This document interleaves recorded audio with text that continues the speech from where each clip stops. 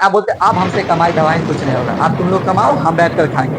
होता है ना होता? मोटा था कि ना मोटा? जब तार या बड़े बड़े वृक्ष काटा होगा तो याद रखिएगा कि ना, उसमें 4 बार घुमा रहेगा तो क्या।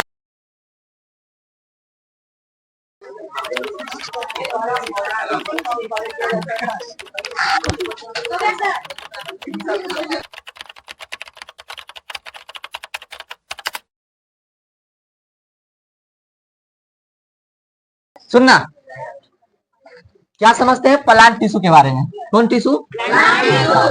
प्लांट टिश्यू में देखे तो सबसे पहला आता है कौन सा? विभज्योत ऊतक। कौन सा आ जाएगा? विभज्योत, जिसको इंग्लिश में क्या बोलते हैं? Meristematic tissue. इसका काम याद रखो। विभज्योत की मतलब क्या समझ में आता है? विभाजन करता होगा। क्या होगा? विभाजन करता। मतलब विभज्योत ऊतक का काम क्या है? विभाजन करना। काम क्या है? विभाजन करना। इसमें क्या लिखे हैं? यह ऊतक वृद्धि करते हुए भागों में पाए जाते हैं, जैसे में जड़, तना या शीर्ष पर, जैसे कोनो पादप लिए, ठीक ना, ये कोनो पादप है, ठीक है, टहनी उन्हीं सब निकलता है, ठीक ना। जब इन सभी भौतिक और भौतिक, ये क्या है? पेड़ है, ठीक ना, जड़ में भी वृद्धि करेगा, है ना। कभी भी जब भूमि के नीचे हम कोई भी बीज डालते हैं, है ना, भूमि के नीचे हम कोई बीज, है ना, तो वो सबसे बीज जो रहता है ना, बीज का सबसे नीचे पहले भागेगा, ठीक ना, पहले जड़ को पकड़ेगा फिर ऊपर निकलेगा, ठीक ना। ऐसा नहीं कि एक ही दिशा में खाली जड़ भाग जाएगा, नीचे भी भागेगा, उसके बाद ऊपर भी आएगा। नीचे जाएगा तो जड़ होगा, ऊपर आएगा तो क्या होगा? तना हो जाएगा, ठीक ना। नीचे भी वृद्धि कर रहा है, वो वृद्धि कौन कर रहा है? बोलेंगे विभज्योत ऊतक। कौन सा ऊतक? विभज्योत। मानो अगर विभज्योत ऊतक पेड़ पौधे में ना होता तो क्या होता? ना वृद्धि होता, ये रह जाता। तो विभज्योत ऊतक का होना बहुत जरूरी है। सुना, इसकी कोशिका विभाजित होती रहती है, फिर हमेशा विभाजित होती रहेगी, लेकिन एक समय ऐसा आएगा कि ना, एक समय ऐसा हो जाएगा, बुढ़वा हो जाएगा। अब बुढ़वा हो जाने के बाद विभाजन क्षमता खो देगा, है ना। आगे पढ़ाएंगे। इसकी कोशिका क्या होती है? कोशिका भित्ति पतली और सेलुलोज का बना होता है। हम बताए थे कोशिका वाला चैप्टर में, पादप से कुछ, मतलब पादप से कुछ भी आए, है ना, किससे बना होगा? सेलुलोज, है ना। इसकी कोशिका भित्ति, किसकी? पादप की कोशिका भित्ति सेलुलोज की बनी होती है, और कैसा होगा? इसी विभज्योत ऊतक का पतला होगा ना। अब विभज्योत ऊतक की विशेषता देख लेते हैं, है ना। इसकी विशेषताएं क्या है? तो पहला याद रखना, इसकी ये सेलुलोज की बनी होती है ना। क्या है? इसकी कोशिका भित्ति। दूसरा में देखें, कोशिका के बीच में स्थान अनुपस्थित होगा, है ना। जब एक कोशिका दूसरे कोशिका के बीच में स्थान का अनुपस्थित, मतलब बिल्कुल ही नहीं रहता है। कौन से ऊतक में? विभज्योत ऊतक में। तो दूसरा क्या लिखे? कोशिका के बीच में स्थान अनुपस्थित होगा। इसका तीसरा विशेषता है, ये गोल, अंडाकार या आयताकार हो सकता है। ये गोल हो गया, फिर ये अंडाकार भी, गोल ऐसे होगा, है ना। इसकी कोशिका गोल या फिर अंडाकार भी हो सकता है ना, या फिर क्या होगा? आयताकार, इस प्रकार से हो सकता है। तो पूछा जाएगा, बताइए विभज्योत ऊतक की कोशिका कैसे कैसे हो सकता है? बोलेंगे गोल, अंडाकार और आयताकार हो सकता है ना। और कोशिका द्रव कैसा होगा? गाढ़ा, मतलब सघन होगा, है ना, बहुत गाढ़ा होगा। इसमें कोशिका द्रव कैसा होगा? सघन, पूरा एकदम भरल रहेगा, पूरा गाढ़ा रहेगा। विशेषता ध्यान रखिएगा, क्या रहेगा? कोशिका की बनी होती है और कोशिका भित्ति सेलुलोज का बना रहेगा। कोशिका बीच में स्थान उपस्थित रहेगा कि अनुपस्थित? बोलेंगे अनुपस्थित रहेगा। उसके बाद और कोशिका कैसा रहेगा? गोल, अंडाकार और आयताकार रहेगा। और कोशिका द्रव में गाढ़ा रहेगा कि पतला? ठीक है। अब देखिए कोशिका विभज्योत ऊतक के प्रकार, विभज्योत ऊतक के प्रकार, है ना। ये 3 प्रकार के होते हैं। विभज्योत ऊतक कितने प्रकार के? 3 प्रकार के। पहला याद रखेंगे शीर्षस्थ विभज्योत ऊतक, जिसको बोलते हैं एपिकल। दूसरा हो जाएगा पार्श्वस्थ विभज्योत ऊतक, क्या हो जाएगा? लेक्टिकल। तीसरा हो जाएगा अंतर्वेशी विभज्योत ऊतक, इंग्लिश में इंटर कैलरी, ठीक ना। याद रखेंगे ये 3 को पाया कहा जाता है, ठीक ना। पहला क्या है? अंतर शीर्षस्थ विभज्योत ऊतक। तो बोलेंगे यहाँ पौधे के शीर्ष भाग पर पाया जाएगा, है ना। पौधे के तना हो, है ना, कहीं भी शीर्ष भाग पर पाया जाएगा। जैसे याद रखें, ये कोनो पौधा हो गया, यहाँ से कोनो तना निकला, ठीक है। तो ये पौधे का शीर्ष भाग है ना, है कि नहीं है? ये पौधे का शीर्ष भाग है। यहाँ पर कौन सा पाया जाएगा? बोलेंगे शीर्षस्थ विभज्योत ऊतक। कौन सा पाया जाएगा? शीर्षस्थ विभज्योत ऊतक, ठीक है। यहाँ पर लिखे भी होंगे, कहाँ गया? पौधे के तने व जड़ के शीर्ष पर पाया जाता है। अच्छा, जड़ भी नीचे निकला होगा, है ना।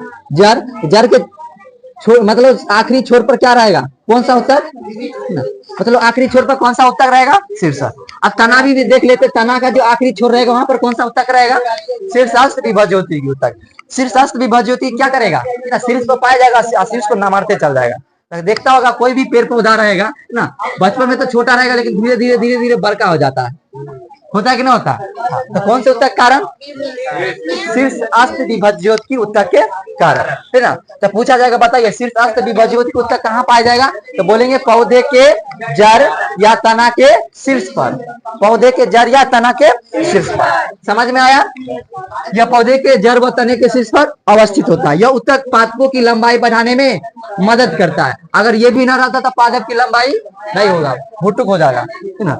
उसके बाद इसमें कोशिका विभाजित होकर अस्थायी उत्तक बना लेते हैं, है ना। जब एक निश्चित अंतराल, जैसे मानव भी कितना साल तक बढ़ेगा, 20 साल 25 साल तक बढ़ेगा, जितना बढ़ना होगा उतना, है ना। वैसे थोड़ा बुढ़वा तक बढ़ते चल जाएगा, होगा कुछ नहीं होगा। एक समय ऐसा भी आएगा शीर्ष अस्त विभज्योत की उत्तक, एक समय ऐसा होगा जो वो अपना क्या होगा, विभाजन करने की क्षमता खो देगा और वो कैसा बदल जाएगा, अस्थायी रूप में बदल जाएगा। अब वो विभाजन नहीं कर सकता है ना। इसीलिए यहाँ पर क्या, इसमें कोशिका विभाजित होती रहे अस्थायी रूप से परिवर्तित हो, इससे पौधे में प्राथमिक वृद्धि होती है। ये जो पहला ये बढ़ किया, ठीक है ना। लेकिन जैसे मान के ये छोटा है, ठीक ना, तो छोटा ऊपर मतलब बड़ा कैसे होगा, शीर्षस्थ विभज्योत के कारण वो नमरते चला जाएगा, नमरते चला जाएगा। तो प्राथमिक विभाजन करने का कौन काम कर रहा है, तो बोलेंगे कौन सा, शीर्षस्थ विभज्योत की उत्तक। इसलिए नीचे में देखो, इससे पौधे में प्राथमिक वृद्धि होती है।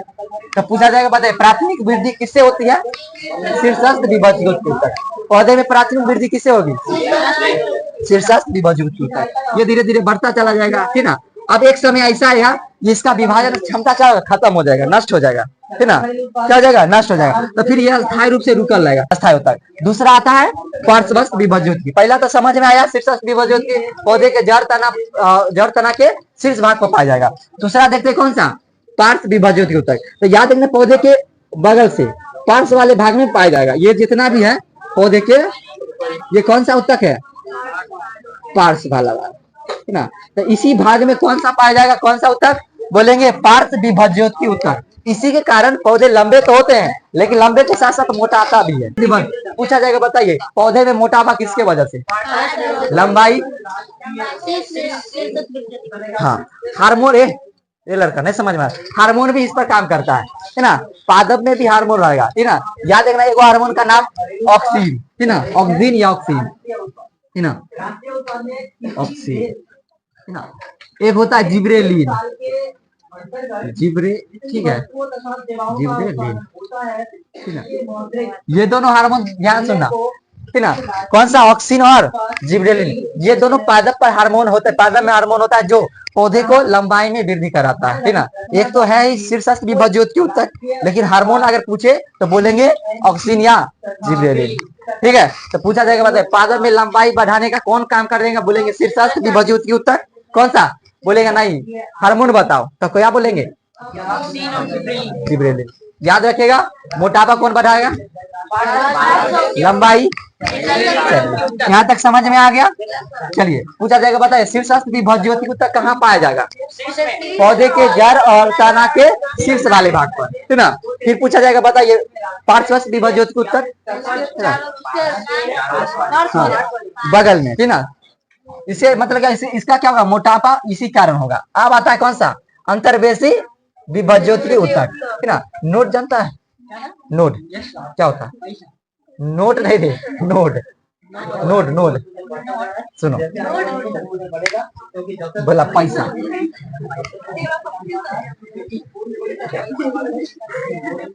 कौन सी दुनिया में तू बस के चलता है पता नहीं क्या हुआ, सुनो, हाँ ये बकलोग सब पैनो आठो सुनना, ये पत्थर का पेड़ बनाते हैं,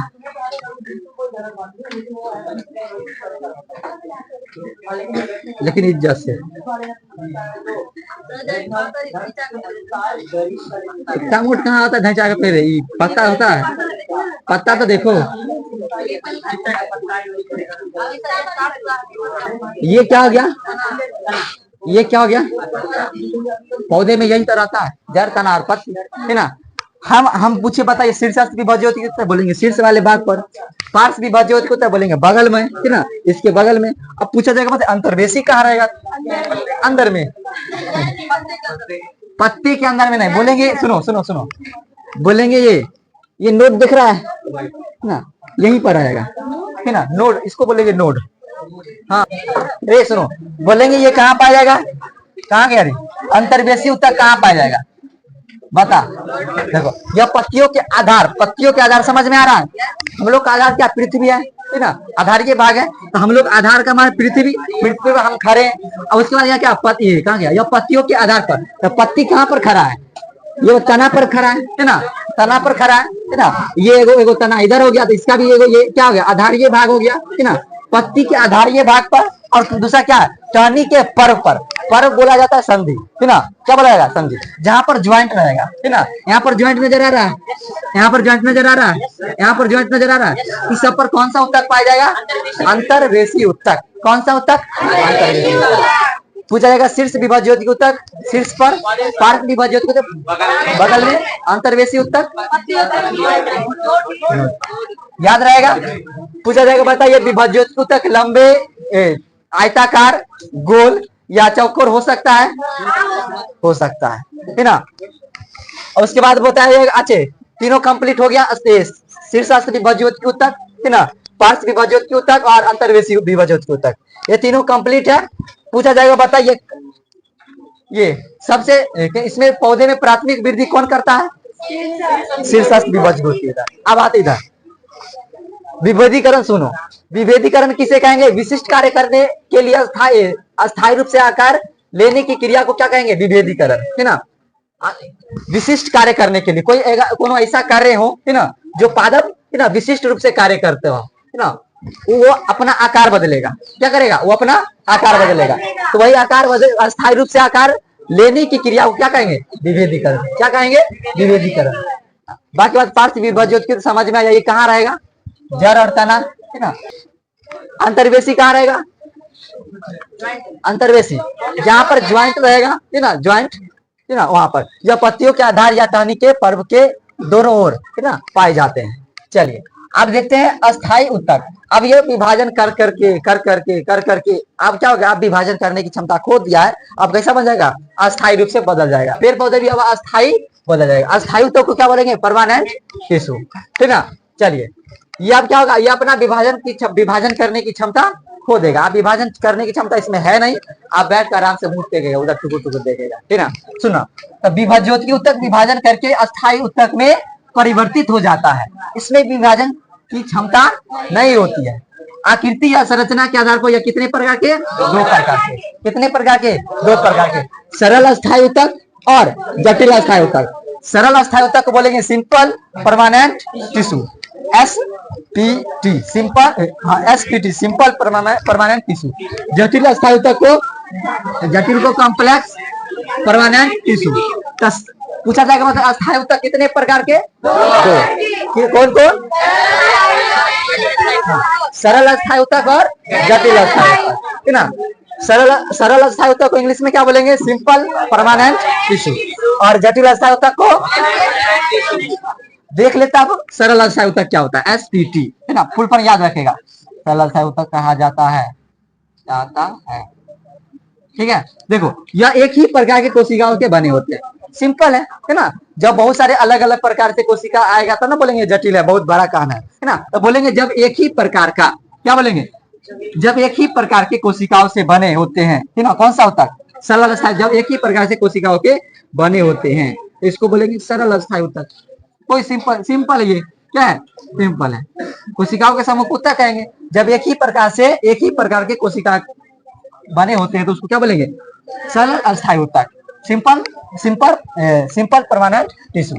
यह एक ही प्रकार के कोशिकाओं के बने होते हैं जो क्या करते हैं, एक जैसे दिखते हैं, है ना, स्वाभाविक कोशिका दिखने को लगेगा, सिंपल है, बोल देंगे कौन सा, सिंपल परमानेंट टिश्यू।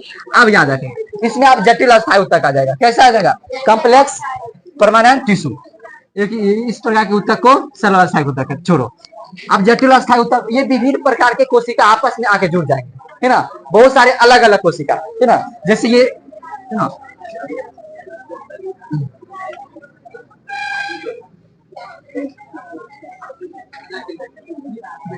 आपस में आके जुड़ गए।